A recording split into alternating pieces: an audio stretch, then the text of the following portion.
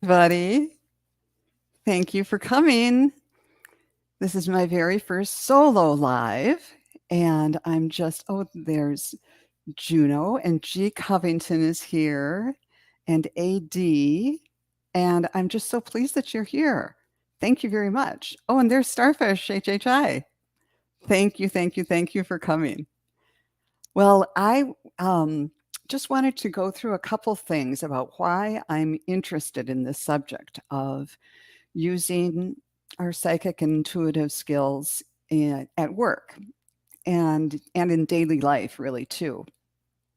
And that's because when I've been giving readings over this past year or during this year, a lot of people are very frustrated that they're not having these extraordinary experiences of, seeing the angel with the harp and the halos, or getting, vivid visions, or hearing their guides and angels in objectively or very directly. And I think that those things happen. They really do happen. Um, but you don't have to experience spirit that way to have spirit working in your life.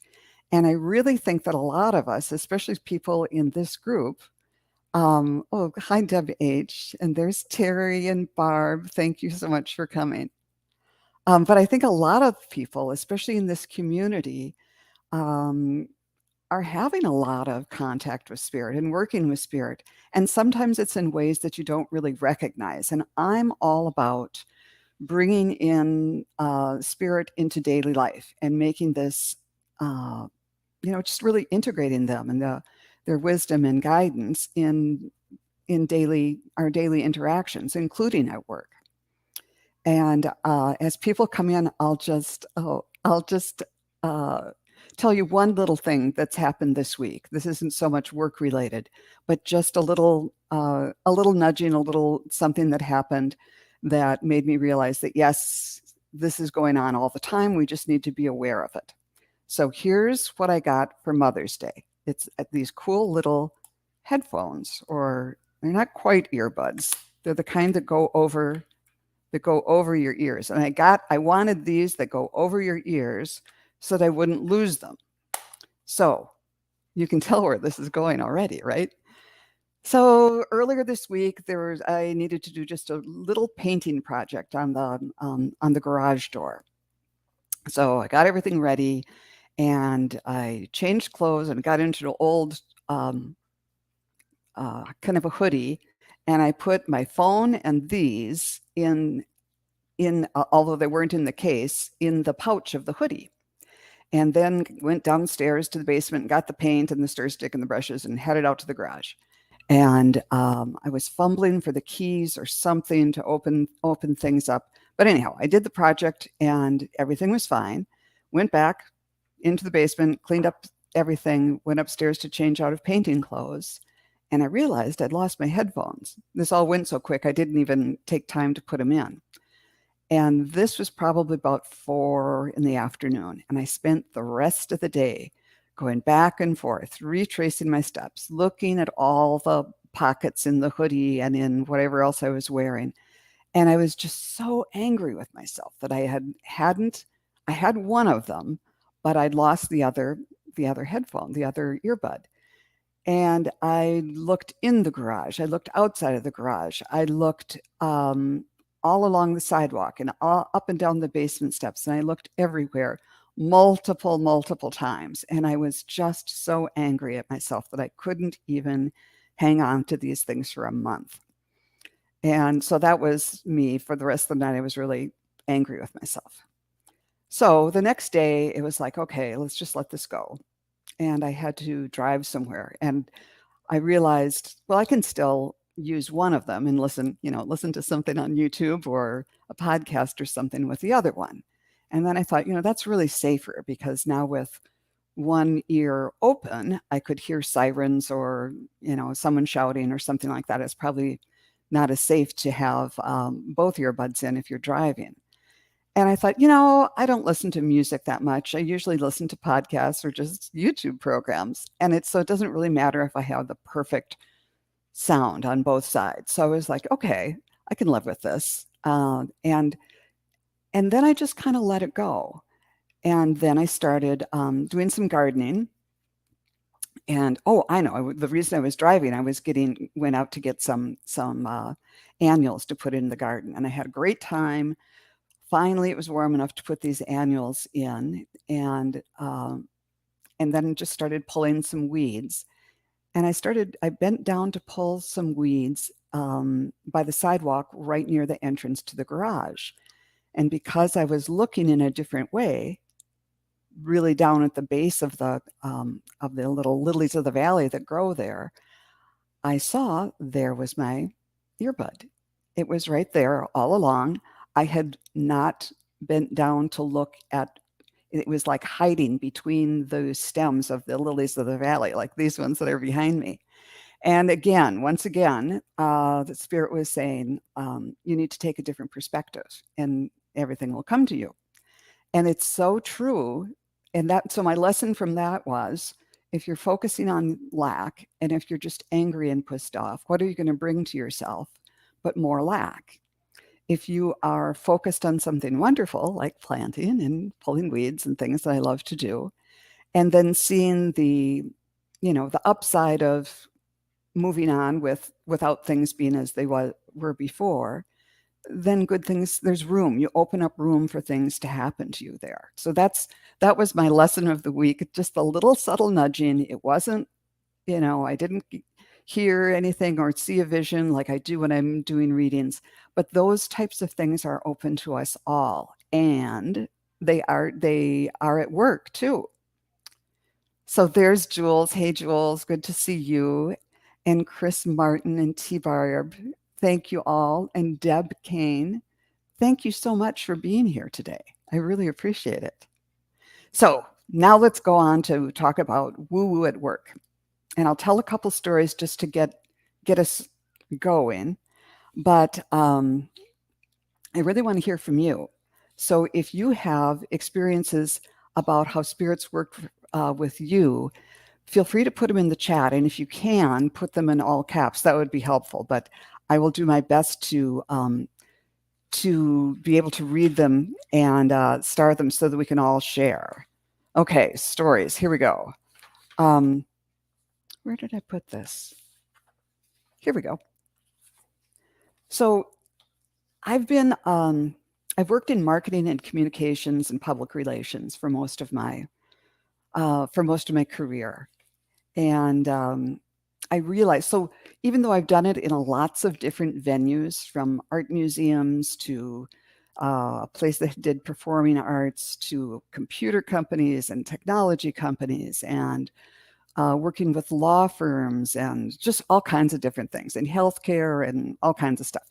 Whatever the subject matter was always different from job to job, but what I did was usually the same. And that was, I'd have to interview someone who was an expert in whatever they did and make them make me understand it, ask simpler and simpler questions so that I could be a stand-in for the person who's going to read whatever it was I was writing about this, and translate specific knowledge into language that for a general audience that anyone could understand.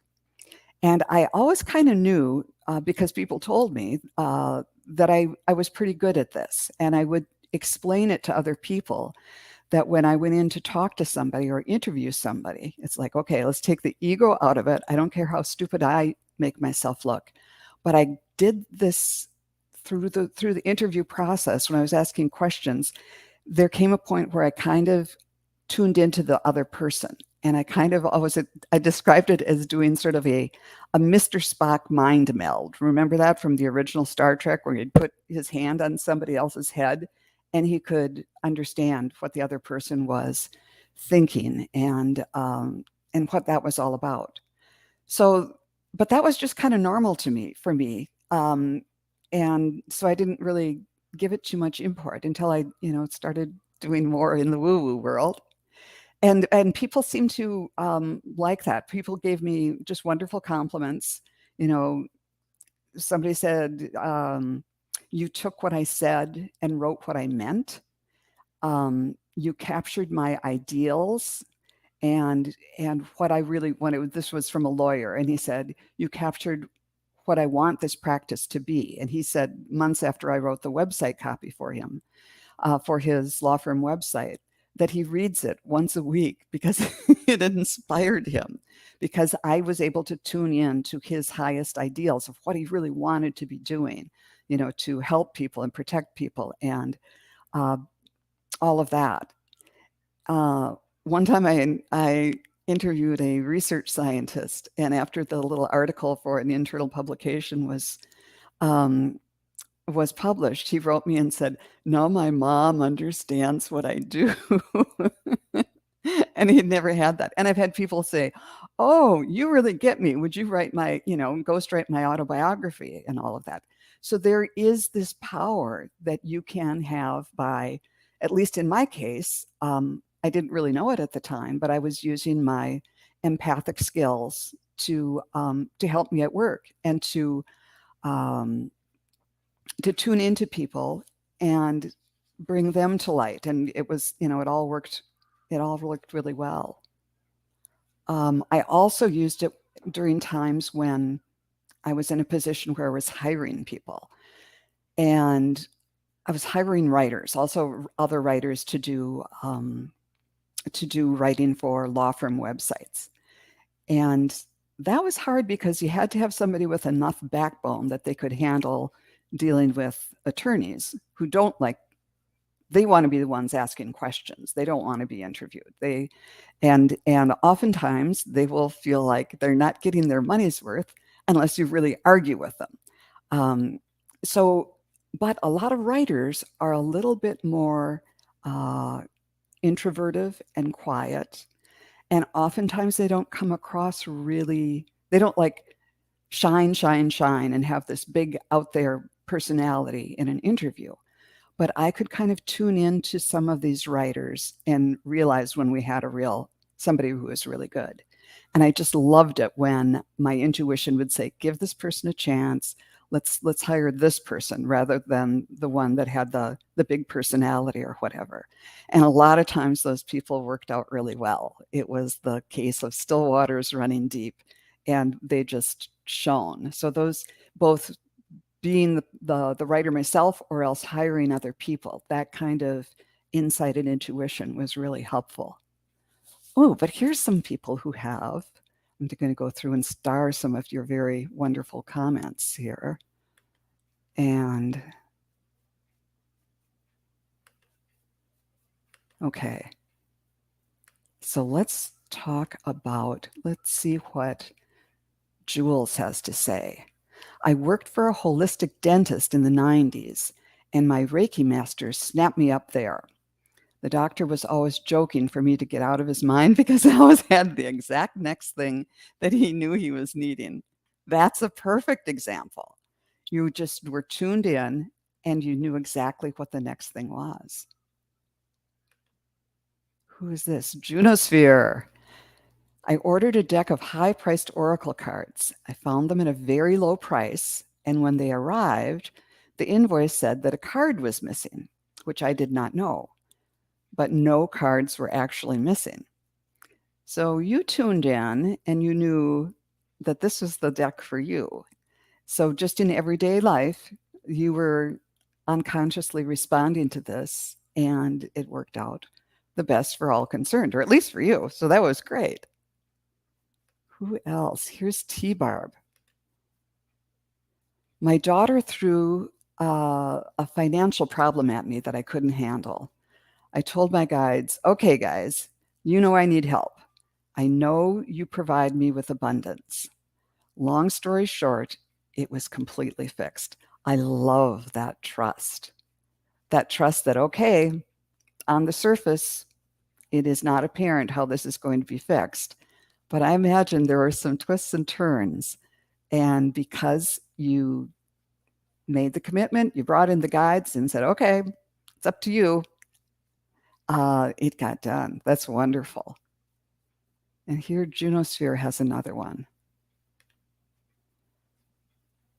I had debated if I should order those cards. I think that Spirit was looking out for me. and guiding me to receive the cards. If I had thought a card was missing, I may not have even purchased them. Well, that's really true. That's great. Let's see. Did I get everybody who's. I think I did. So now I'll tell some more stories. So there are times at work where this skill is not helpful. And I've got two stories about that. Um, I have a journalism major, and when I was in college, this was like in the 70s, and everybody wanted to be Woodward and Bernstein and, fight the power and all of that. So I was on the student paper, and I had no trouble going into people in the administration of the college and asking tough questions. And sometimes they didn't like me coming around so much because I would ask tough questions. But that was their job, and it didn't bother me at all.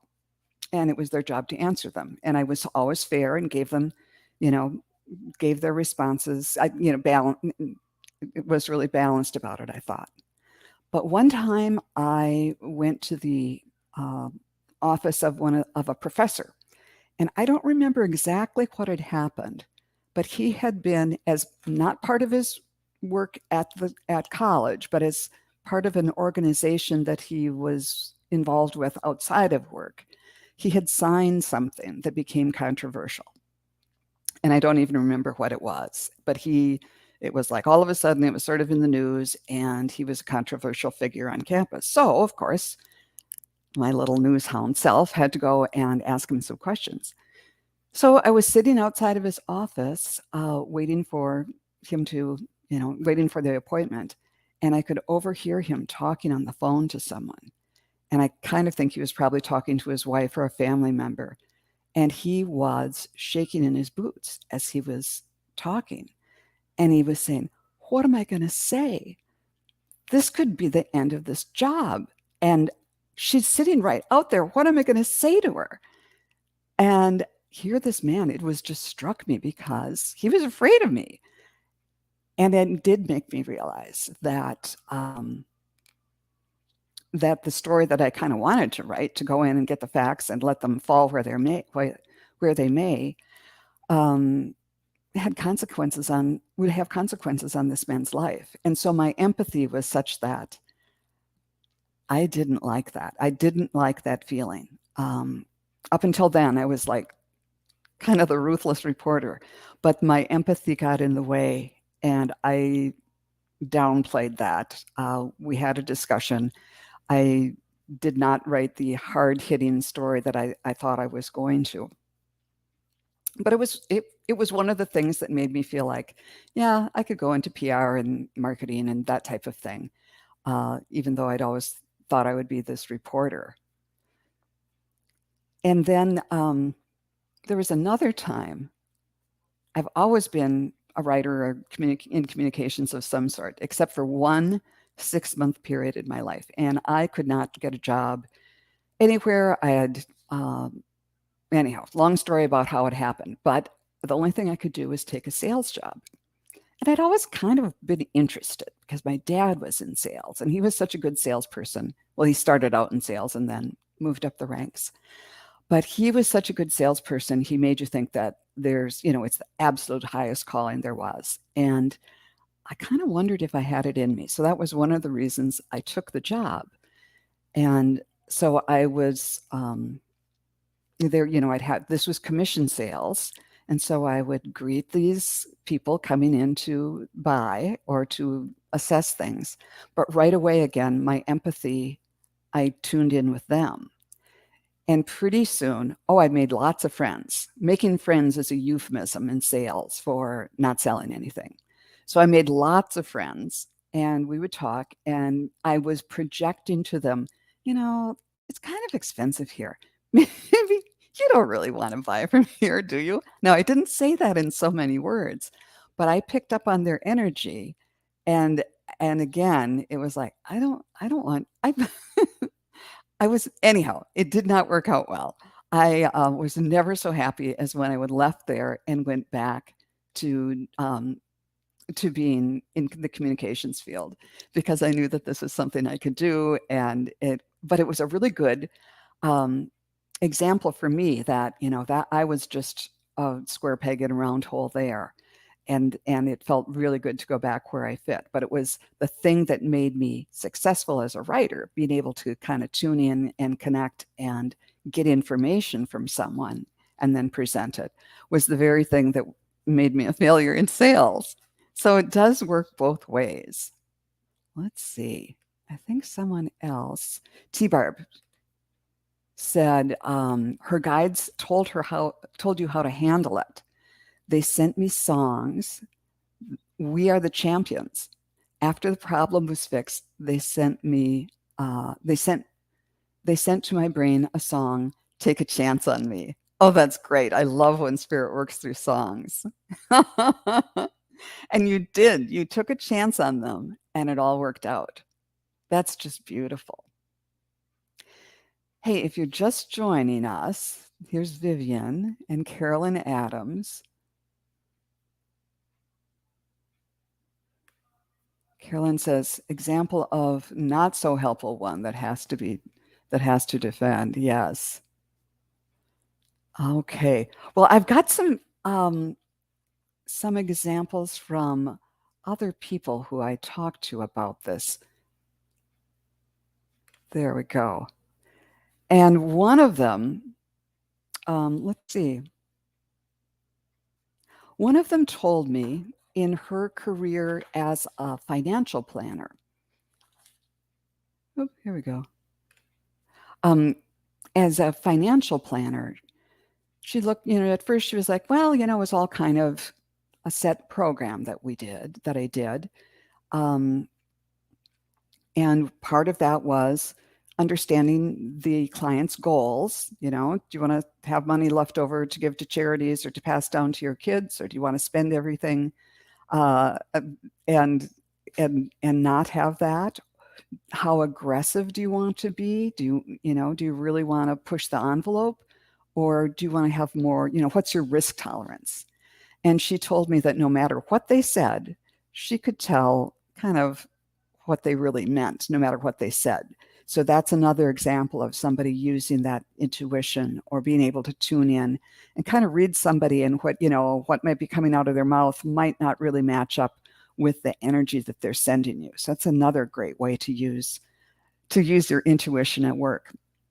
And she also said that after, okay, these are your goals for your retirement plan or for your investment plan, and this is your risk level, and so that means these are the buckets of things I'm going to put things in. And maybe, so those are different categories of investments. And then she told me she would kind of go through and decide, okay, let's figure out, and she would select the exact investments that would go into each of those buckets. And she said that as she was scrolling through all these options, it kind of came to be that she realized in hindsight that she was almost in a trance state, and seeing all these different investments and, with lots of experience, being able to analyze them. But then she would just kind of in this trance state of tuning in and bringing together spirit and experience and knowledge and all of this. She'd pick the investments that would fill up each of those buckets. And she said, and they always worked out really well. And over the years proved to be very successful for her clients. So that was another way where, without even really knowing it at the time, she was bringing in spirit to help build on her experience and knowledge and years of doing this. But there was a little something else, a little something more that kind of set her apart from other financial planners. And then I talked to someone who said she has always had the ability to tell when someone's lying. And that is something that could come in really handy at work, whether it's, in all kinds of instances, and in personal life too. And she said, it's not really that she can tell a lie, but she is familiar with the vibration of truth and familiar with the feeling of when that vibration isn't there. So she told an example of someone who, oh, it was a family member, some uncle, who was very intelligent, but just liked to kid and josh and sort of tell stories when she was younger. And kind of, you know, it was a kind of an uncomfortable bit of teasing and playing. And it got to the point where one day she said, Uncle Bill, or whatever his name was, you know, I was born this with this wonderful gift that I can tell when someone's telling me the truth and when someone's not. And he kind of looked askance at her and said, what, do you think what I told you just isn't the truth? And she just said, I know it isn't the truth. And he never tried to pull her chain again. So if you have examples of how you've used your intuition at work, put them in the, let's see, here's one from Carolyn Adams. And if you're writing things, see if you can do them in all caps. That would be helpful. But an example of a not so good one, when representing someone, and Carolyn is an attorney, someone you need to believe their perception and provide the best argument on their behalf. When you intuit that they are lying to you, it isn't easy. Well, that was perfect. Exactly. When you know that they're lying, that would be really hard. And yet you have to, every client deserves a strong defense. Yeah, that would be a rough one. Thank you, Carolyn. Let's see. Here's another one from Juno. One of my first jobs when I was 19, I was working for an attorney in an upstairs, hot and humid office. I kept thinking that I should turn on the window fan. The next thing I knew, it turned itself on. That is a wonderful example of using your powers at work. And here's one more. I jumped up and ran down the stairs and out of the office. It really freaked you out. That's wonderful. Okay. I'm just checking. That's great. Let's see. I talked to a woman who is a psychiatrist, and she said, you know, again, years of training, years of experience all lead to some of this. But on top of her years of training and experience, she's able to now, when someone walks into her office for the first time, she's immediately able to diagnose them, to say, well, this person is schizophrenic, or this person has bipolar disease, or severe depression, or whatever. And so it's kind of a time saver for her. And then right away she knows it, but then she has to go through the appropriate diagnostic steps, ask the right questions, and fill out the right forms or whatever to officially diagnose this person with whatever condition he or she might have. But that's another kind of shortcut. And yes, I can see where someone might say, oh, that's just from years of experience. But she contended that it was more than that, that there was the ability, there was a little woo-woo in there too, because it just came to her like that as soon as they walked in. And Starfish is here, and she told me some wonderful, wonderful stories about work, and I'm just going to read some of them. I use my intuition at work all the time. My intuition and my stomach tells me who is trustworthy and who is not. I also use my intuition to help people decide where to go for activities or where to go out for dinner so that they will have the best vacation possible. I work for a very posh beach resort, and my job is to help people have the best vacation that they can. I intuit what that means for them because every group and every person is different. I also get to help people. Today, I received an email from a woman checking in with her husband tomorrow. She stated that she had just buried her best friend of 30 years, and her husband just buried his father. I spoke with the front desk and was able to get them a room with a nice view, a special food amenity in the room when they arrived, and VIP service. I felt in my heart that this was needed from Spirit. What a wonderful thing to do, to be able to, not just say, just the facts on the phone, but hear what she was saying, probably in an offhanded way. She probably just said, yeah, I lost a friend. My husband um, uh, lost his father, and we're just really looking forward to getting away. But she intuited what that really meant and went the extra mile. She also said, I intuit what other employees need to hear from me to help them feel better when their life isn't going so well. I also use my intuition to encourage these people. Isn't that beautiful? That you can tune in to other people at work and help them too, because when we're all doing better, we're all doing better.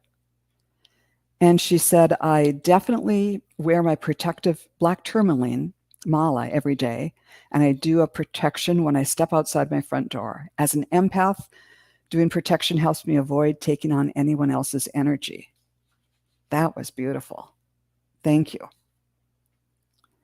Let's see.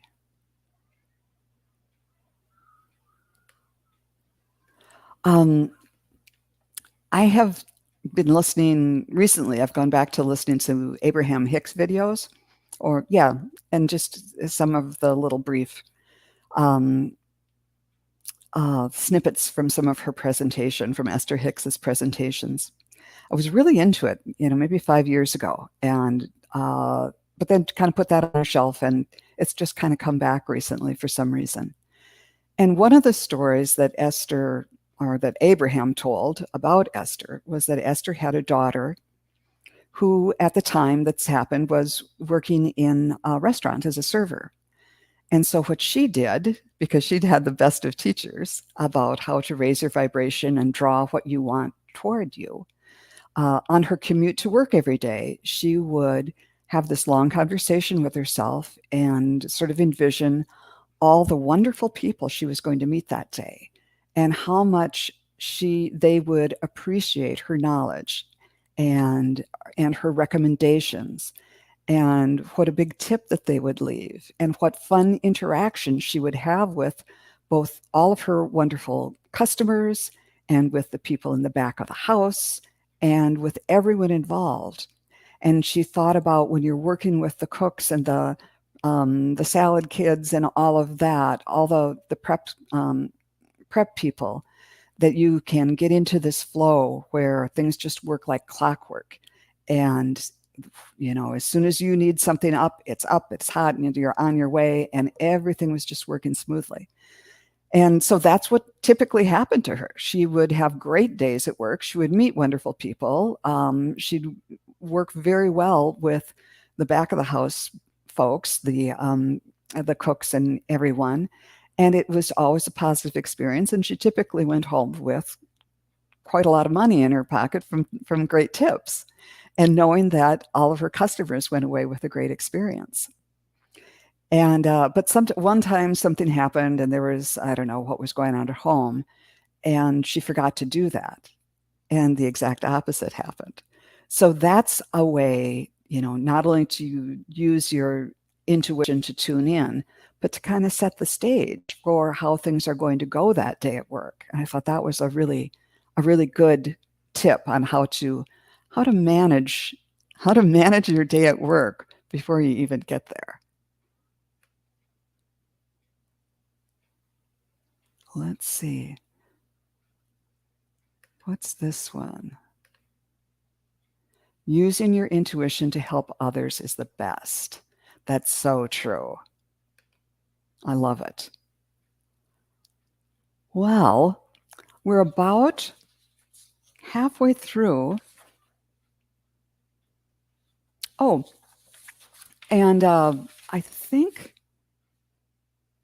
think I've told you most of the stories that I gathered. But if you have questions that you'd like me to answer, I can try to tune in and see what I can get. It doesn't have to be about work or anything. But if you have some questions that you'd like to pose, I'll do my best to see what comes through. Let's see, I think I have a little banner. Here we go. Money, career, relationships, whatever. And if you could use caps and emojis, that would be very helpful. But anyhow, thank you. Okay, here's something else from Juno about work. At one of my first jobs, oh no, I already got that one. Sorry. Thank you for bearing with me here.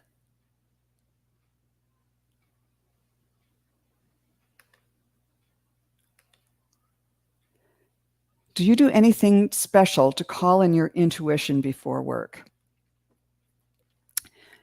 You know, because I've been retired for a while now, I don't know that I formally did then, but I would definitely, like before I interviewed someone, I would be prepared. And I had a kind of a little pattern that I would put people through to put them at ease, because everybody uses their own skill set. There are some people who come in, whether it's as psychics or as at work, who have that big, more domineering personality, and they are the type that can immediately take control of the situation, kind of almost through the force of their personality. Well, that wasn't me. I did it by I would control the interview mainly by showing that I was on their side. I'm here to make you look good. I'm here to make you look better, because being interviewed and not having control over what is written about you. Of course, most of the time people who got my stuff could review it and make changes, but still it's disconcerting. And so my whole thing was to put people at ease as much as possible. That remind them that they'll be able to review anything that they like, or that they want, and that I was on their side. I'm here to bring out the best, and I'm asking these questions because I'm going to be a stand-in for your clients, for your customers, and they'll, so I'm going to ask questions that I might already know the answer to, but I want, speak to me the way you would speak to a client. Speak to me like the way you would speak to your niece when you're explaining what you do over dinner sometime. And so my thing was to be non-threatening and supportive and draw them out. And then they just spill their guts. It was so fun. Okay, now we've got some questions here. Here's Healer Jules. How can I attract the Arcturian attention that I want? More interaction with them. Well, let's see. And I happened to be listening and heard that on Lilac Lantern, that she confirmed that the Arcturians are there with you, and you have a history there. Okay, it's going to take me a little bit to tune in.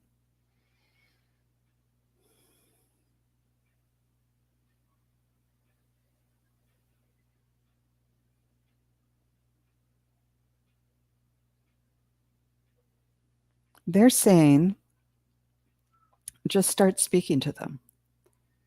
Start a conversation. The way you'd talk to your guide, or if you talk to your guide, or the way you'd talk to an imaginary friend.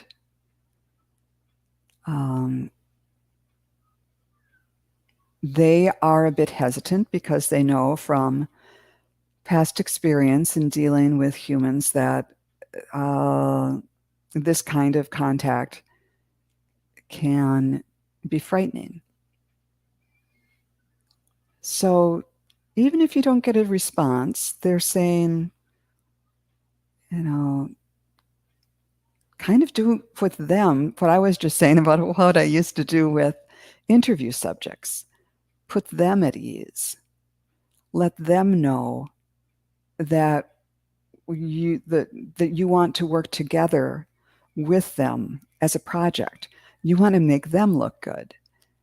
And to do that, you can put limits on the conversation. You can say, don't wake me up and look me in the eye in the middle of the night when I'm sleeping. It might be too frightening. You can choose, they're going to really choose the time and the place, but you can choose the quality of, give them some options. Say, I'd really love to make more direct contact with you. And one way to do it would be in the evenings when I'm sitting here in my chair and there's pretty music going on and I'm, I don't know, crocheting or reading, and say, think about what your clairs are. Do you tend to hear them? Do you tend to feel them? Through your energy work, I know you're very in tune with energy. And ask them, whatever way that you would like them to make an introduction, say, let's say it is through an energy signature. Say, when I'm sitting here listening to music, come into my energy field gently and just let me feel that. And then when I say so, step out again. So I can, and then do that, go back and forth a little bit so that you can feel the difference. This is when they're with me, and this is when they've stepped away. And you can tell them how close or how far away you want them to be. Anything else about this spirit? They're showing me feet going up as stair steps. Take it one step at a time. When you're comfortable with that, or whatever it is that you decide is going to be the first step, then say, okay, I can handle that. What's the next step going to be? Are you going to invite them to go with you on a walk in nature? Are you going to invite them to come to you in a dream, or whatever it is? You can ask them to send you thoughts, or to send you images, or to send you energy that you can hear as if it were words. So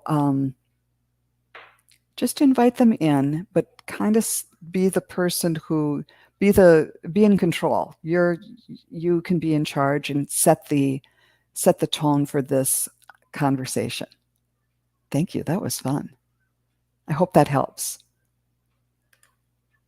All right. Here's Chris Martin. What do you recommend if someone feels stuck when they're trying to interact with guides and angels? I understand that.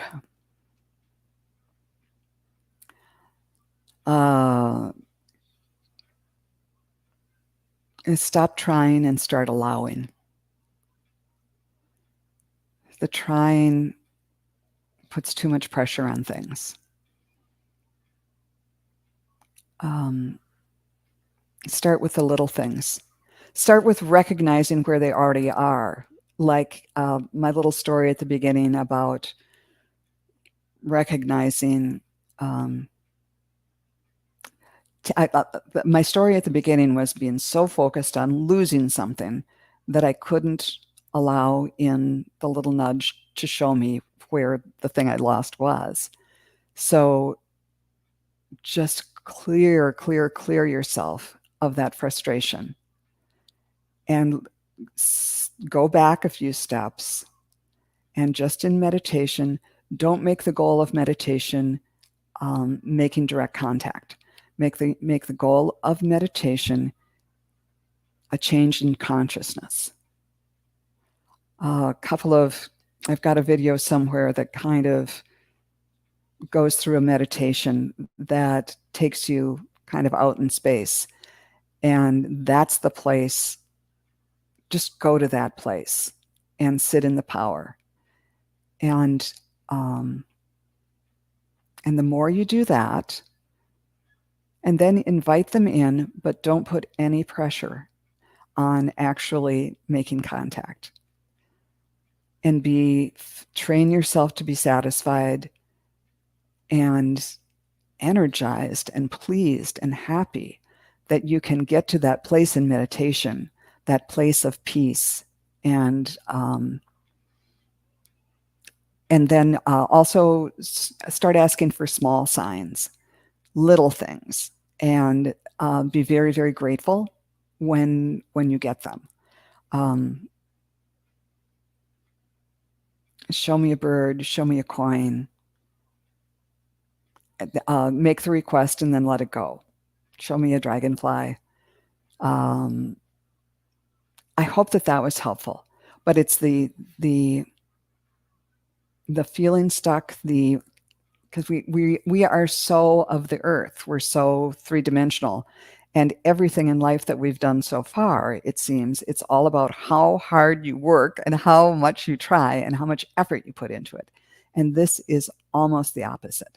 Find a way that works for you, whether it's that meditation I did or something else, but something that kind of gets you out into that place, where that you can feel that you're one with the universe, and sit in that power and become comfortable with that. And Suzanne Giesman is someone who a psychic medium who said she taught the meditation that I did. Part of it is something that I learned from her videos. And she said when she first started trying to get in touch with her late stepdaughter, she sat in the power for over a year before she heard anything from her daughter or from a guide or from anyone. So be patient with yourself and know that you can do this. I hope that was helpful. All right. Yeah, and Juno's saying that sometimes binaural beats or other kinds of music helps to tune into ETs and open up pathways of communication. Here's Daniel Scranton channels the Arcturian Council almost daily.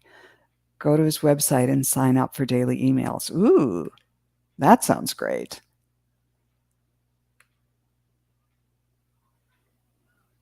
I just felt punishment at first. Now I'm just meditating for peace. Yes, I think that's great. That's a great idea. And let's see, where are we on time? And, now that we've talked about that, Starfish, we were in touch earlier, and she suggested that I do a meditation today.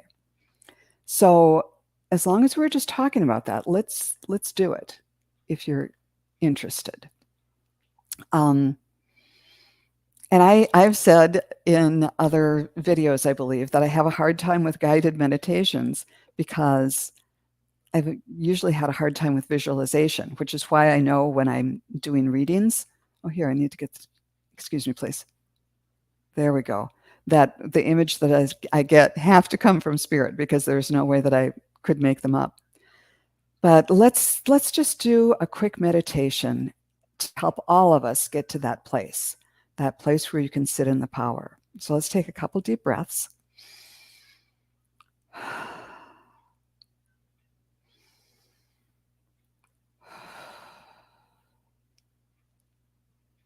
Okay, let's clear.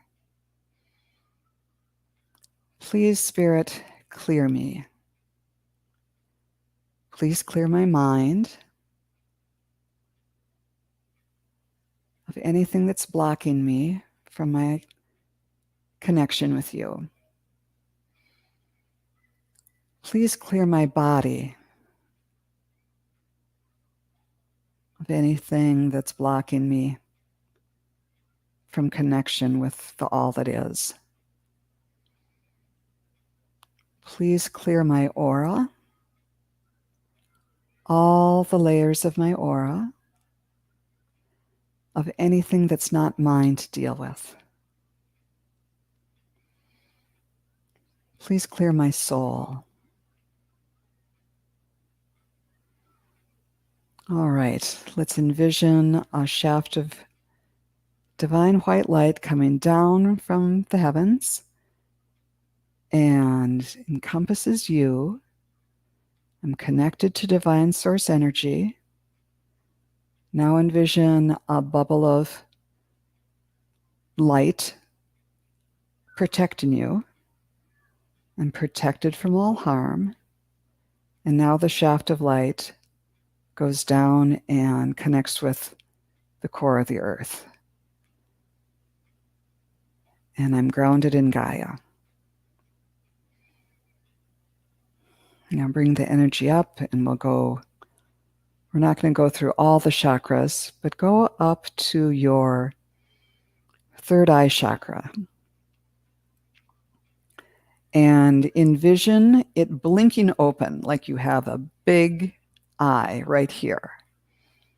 And it's blinking open. And we say, I see the world with God's eyes. And now envision that there's a zipper right here. And you unzip it. You're unzipping your crown chakra and unzipping your psychic hearing. So your hearing and your psychic clairvoyance and clairaudience have woken up. And at the base of the zipper, way back at the back of your neck, imagine putting just a little white patch there to cover up. There is another chakra there that we don't want to blow it out from the energy that's going to come up and down here. So that's nice and protected. Okay, so now we're open. Now take some deep breaths. And on the third breath, we're going to send our consciousness out above the earth.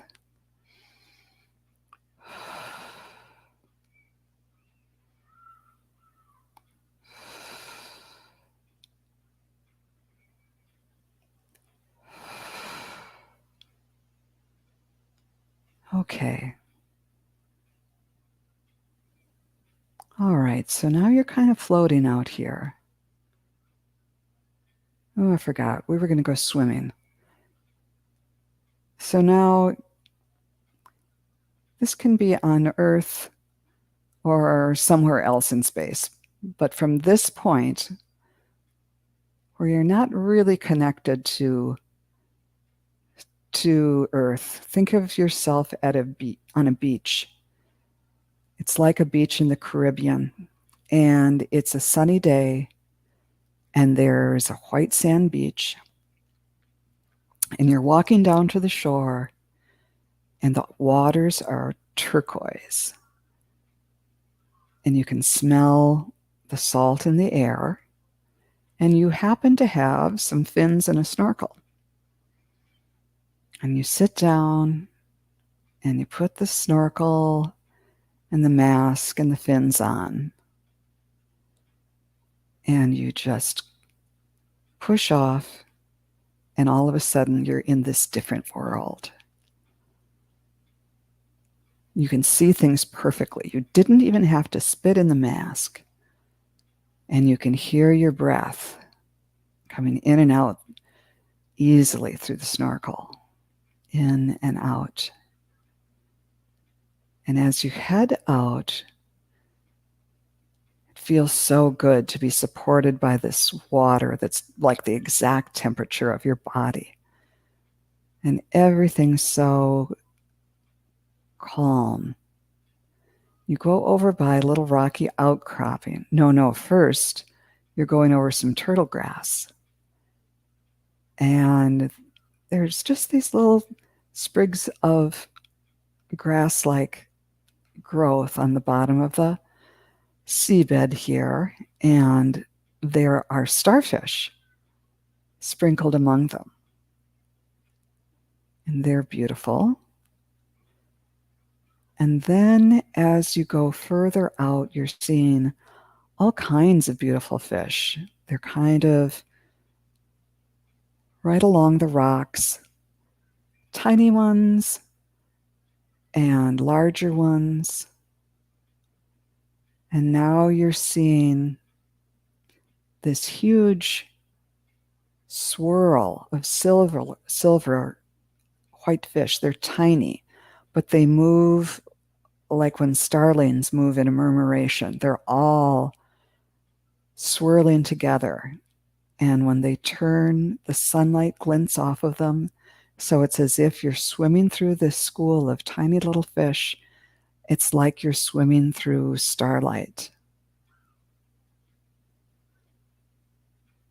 And then you move on. And a little further out, it's getting a little deeper, and you can see these beautiful corals underneath you. And there's a group of blue tang. They're kind of a black fish with some blue markings. And they travel in schools. There might be a dozen or so. And they're traveling at just the right speed, so you kind of fall in behind them. They're going out a little deeper, but everything's so safe. And you're following them.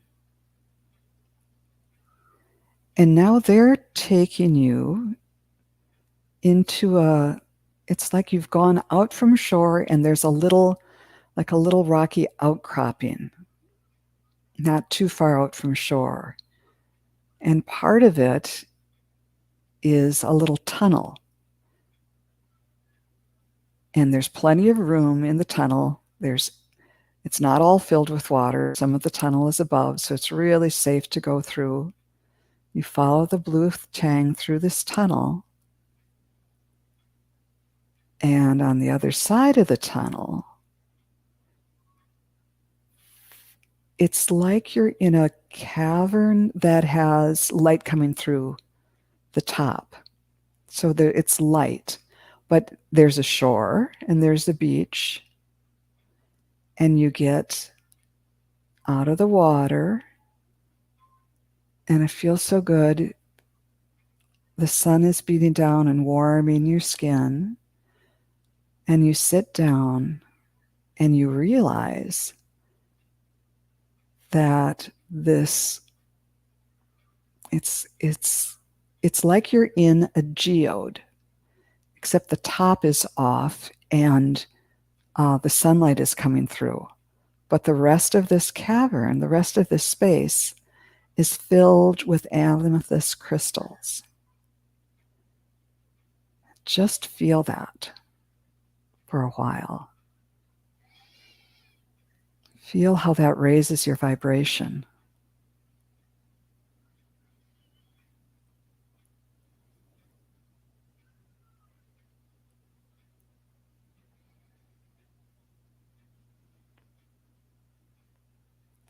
And it feels really good. And now kind of sense the edges of your aura. And we're going to take a big breath and expand your aura to be one with all that is. You're going to take a deep breath, and as you let it out, you're going to say, I am limitless.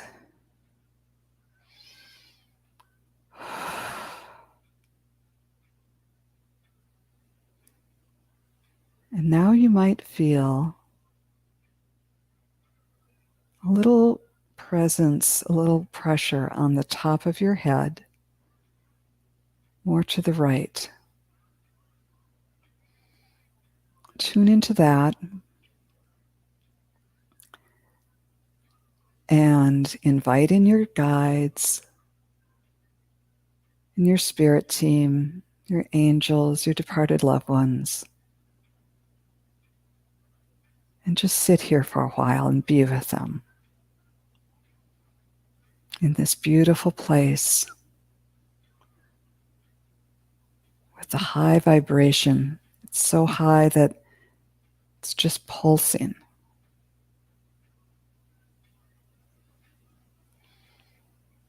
And ask Spirit, what is it that you'd like, that would be helpful for me to know right now?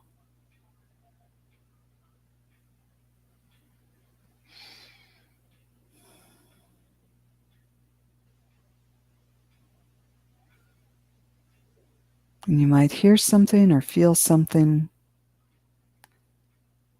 But before you come back, just feel this space. This is the space you want to get to. And spend time here. And this is the place where it all begins. And when you feel ready, you can open your eyes and come back, or you can just listen because I have a little something to read to you. I was doing this meditation this morning, and for the first time ever, I got some channeled writing. And when I asked, what is it that you'd like us to know? I got this: all is well, and all will be well. All is as it should be, and all is part of the plan. When the events of this earth upset you, come here and be in the oneness. Be in the peace. Raise your consciousness to a higher perspective and find peace. Don't ignore the struggles of life. Do what you can to help move things forward. Vote or volunteer or pray, but do not be overcome by the events of this period. Do not let the darkness overwhelm you. When all feels hopeless, come to this place and rejuvenate your soul. Yes, your heart may be breaking, and we promise you it will break into pieces more than once in this lifetime as it has in every lifetime. Yes, you will be exposed to things that seem like horrors. But this is why you came now. And I'm just getting chills because they're telling me, you're so brave. We're all so brave to be here. You came. You can replace the darkness with the light in your own existence. And in doing so, help create balance and raise the vibration of all humanity and of all life on earth. So do your part, face the music, and dance. I hope you enjoyed that. And I'm afraid I've gotten, okay, I'm past time, but I see that G. Covington has a question that I didn't answer. We'll do this real quick, and then I'll sign off because I think Jean is on with the Crone Zone, and we want to hear that. Oops. Okay. Could I have some confirmation? Tuesday of this week, I had several things to do before I left work. I began to go back to sleep and heard the words "get up" in a man's voice. And it said, you bet that was right. Yes. That was definitely, and I heard it in a man's voice too, and I'll use the pendulum too. Was this a message from Spirit? Yes. Was this from G. Covington's guide? Yes. Did she make this up? No. So with that, trust yourself. Hey everyone, thank you very much for coming here and making this easy. I really appreciate it. I will be doing appearances this Sunday on the with Dozen Cats for Me, Sunday at 2 p.m. Central.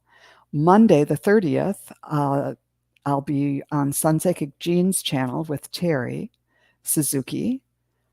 On the 1st of June, Juno and I are going to be taping a program that will be on my channel. And on the 2nd, that's next Thursday or this coming Thursday now, I'll be on Meet the Mediums. And if, again, I'm taking readings, and if you can go to my website or in the description below this video when it's posted, you can see my booking channel. And I'm now taking readings by donation. So whatever amount you want to donate, don't let that stop you. I'd love to read for you. Anyhow, thank you very much for coming. I really, really appreciate you. All my warmest love, and have a great rest of the day. Bye now.